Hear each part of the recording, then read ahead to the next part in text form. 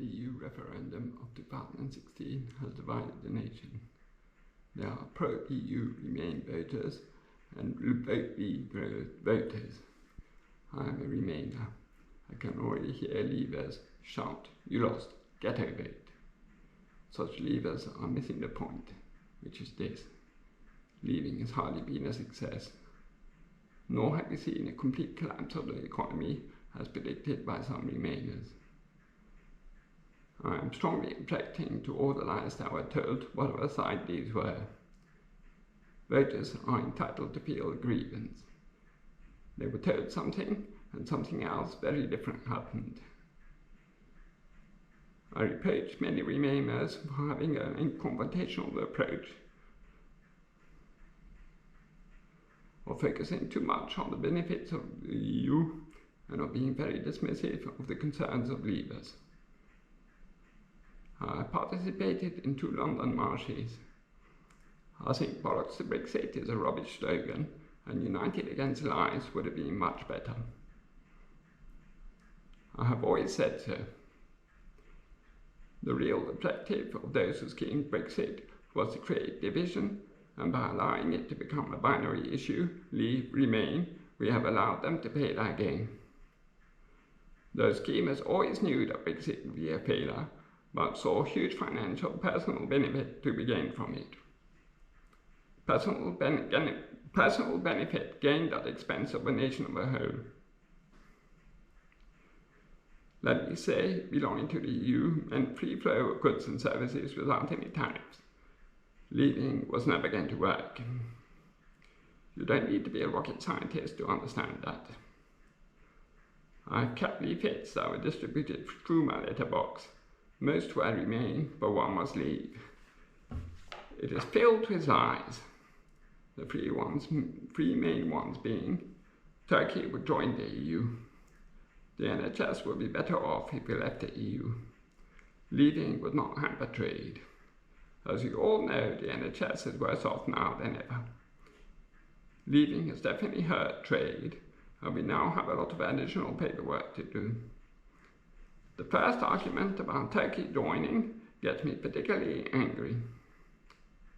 My neighbour voted Leave because she didn't want Turkey to join. Supposing Turkey adhered to all EU rules, there are still a lot of countries that would veto Turkey joining.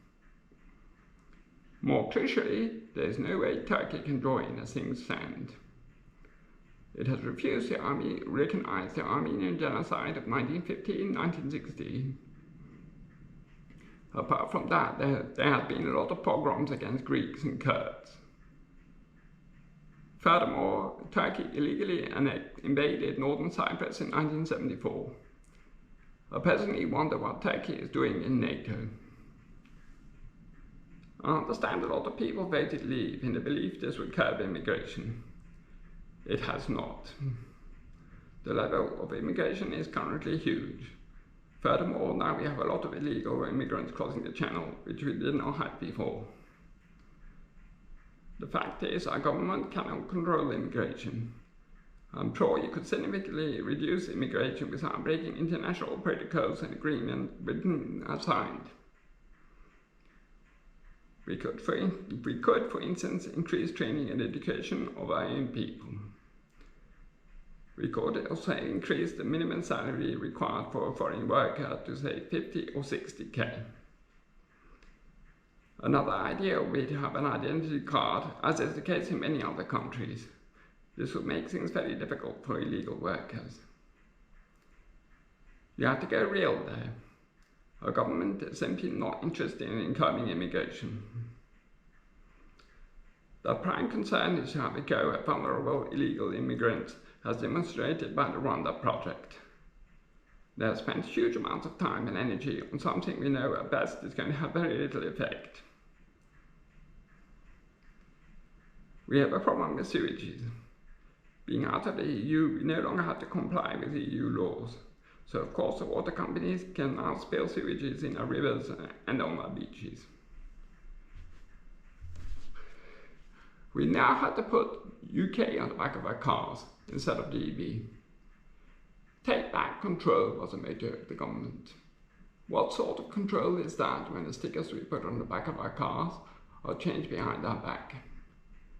We compete in Olympics and in tennis as GB, Great Britain. I feel Great British, not UK-ish. I want my country back. There's a good book that has been written about the dishonesty of the 2016 referendum. It is called Democracy for Sale. As the book itself says, what was shocking is not so much what was illegal, but what was done that was perfectly legal. The DUP does not have to say where it gets its funds from. As far as we are concerned, these could very well have come from Russia and Putin. I've lent my copies to 3 friends and neighbors. I've also bought a copy for my sister. Finally, a lot of people voted leave in the belief that this would solve British problems and halt our decline. Such voters tend to be very religious and believers in fiction over facts. Those voters refuse to grow up and recognize the problems of our country are through our own mistakes and our poor governance. Our problems are of our own making. We have hardly reformed the George III Agreement of 1760. When Margaret Thatcher came to power in 1979, she put in place policies that promoted short-term growth at the expense of long-term expansion. Leaders keep expecting a white knight to come along and solve our problems.